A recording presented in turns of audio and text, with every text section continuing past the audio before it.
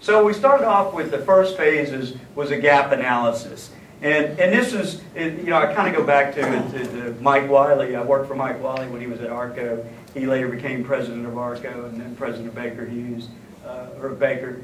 And he used to always say, if you don't know where you're going, how are you going to know when you get there? So my corollary to that is, if you don't know where the gaps are, how are you going to know what to go work on? And I'm a lot of gray hairs in the room. How many folks have been through optimization projects or reorganizations or let's roll out a new program? We've all been through that. And I was real sensitive to the days or point in my career when I was on the receiving end of that help.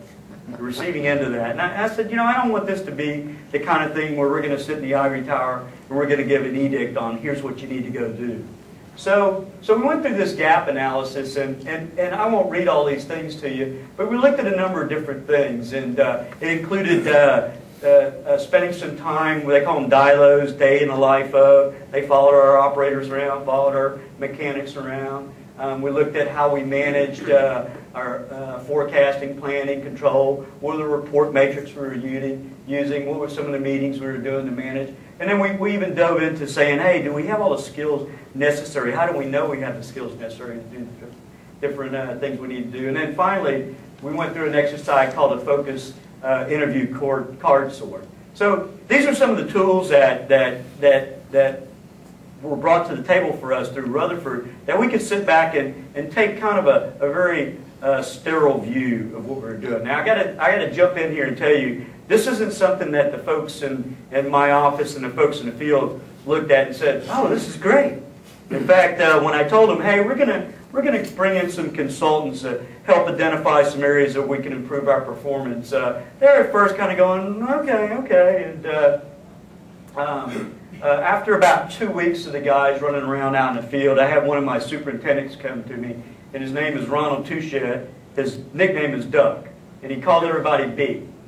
And he comes to me one day, he goes, B, these guys you got out there that are supposed to help us improve operations? Yeah, Doc, what's going on? B, they don't know nothing about the oil field. And I go, well, what do you mean? He goes, they ain't never worked offshore before. I said, well, no, they're not supposed to work offshore. These are business consultants. They're going to take business practices, look at what we do, and try and, challenge us on why we're doing some of the things we're doing. How do we get to the goal of the line? They go, and he gives you that look.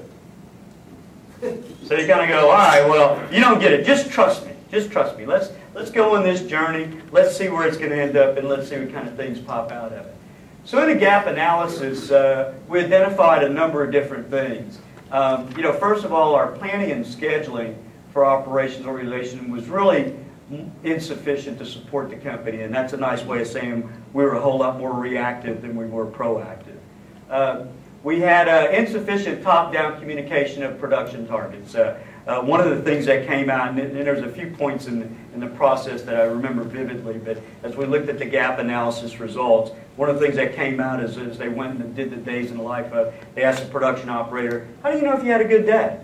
And he goes, man, I don't know, but if I'm having a bad day, they'll let me know. So it was really striking to me as I sat back as an operating manager and thought about that. I said, here I've got a guy out here that really doesn't know what success looks like. He doesn't really know if what we did today or didn't do today added to the bottom line or was what we were really expected to do. So we had a real disconnect there, a real gap.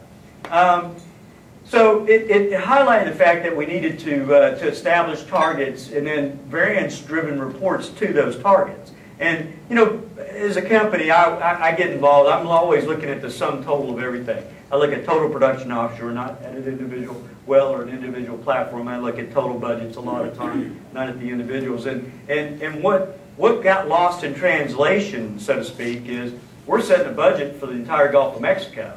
Well, once we do that budget, as you guys know, about a month later, it's no longer any good. So you're going to have things that happen a lot of times that are good or bad. Well, our budget cycle is we set a budget in October, November one year, and we wouldn't revise that budget. And so you get to October or November of the next year, and it would be it'd be so far out of whack.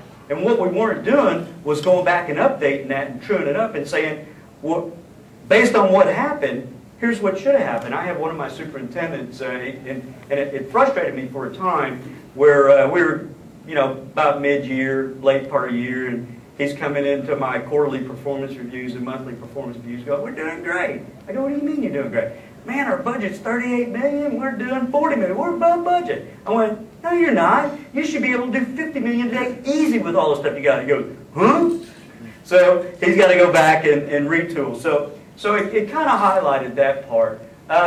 We needed some more consistent interface between our field folks and our production engineering, and then finally, the field's personnel current approaches to well management process required a redesign. And here's, again, one of the tools that they use where they just came up, and these are some of the responses that people in the field said, here's what's hindering us from being able to do our business.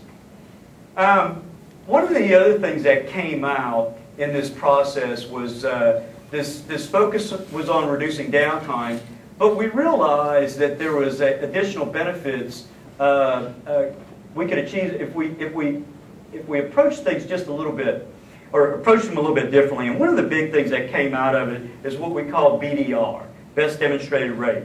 Now, traditionally in the oil field, when you're looking at production, you kind of characterize what you could have done as what happened plus what didn't happen. Here's my actual production plus all the downtime. This is what we could have done.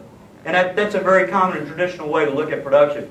What this analysis does, and it's just a kind of a statistical tool, is it went through and it said, well, there's maybe a different way you can look at that, which is best demonstrated rate. So you take a rolling 90 days, and you take the best 7 consecutive days of production, the highest rate, and say, here's what you could have produced. Here's what you actually did produce. And then you compare as a percentage on a daily basis how well you do to that. And it was a very intriguing notion for me to look at as an operating manager to say, you know, this is really a different way of running our business, a different way of looking at our production, because it focuses not only on what happened and what didn't happen, but what could happen. Not by just eliminating what didn't happen, but by having production reach some of your best performance. And any of you guys look at morning reports, you'll have one day where you produce 1,000 barrels, and the next day you produce 900 barrels, and the first thing you do is say, well, what's down? And if it's down, it's pretty easy to explain. But there's a number of times when just the actual fluctuations in the flow made that reduction in rate may not actually be downtime. It may be a well that's not operating very efficiently, or it may be a compressor that's not operating very efficiently. So it changed the way we looked at it to where we said, you know what? We need to be thinking about what could happen, and we need to set targets based upon that. And for the field guys, it passed the smell test because you've done it. It isn't like, you know, we came up with some number out of anywhere. Or this is actual performance, and you guys actually achieved this. So here's more of an explanation of it. And for us, you can use this, or we're using it as a performance indicator.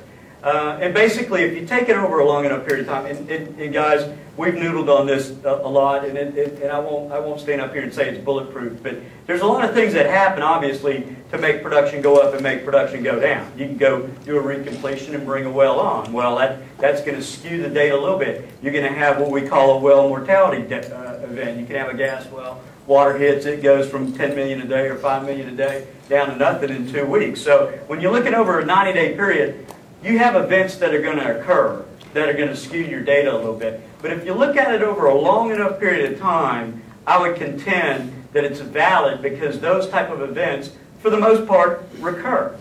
So as long as you don't have a situation where you drill a well and it comes on at 3 or 4 times the rate, it won't skew it too bad if you look at it on an annual basis. So what we've done is, oops, I thought I had a chart on there.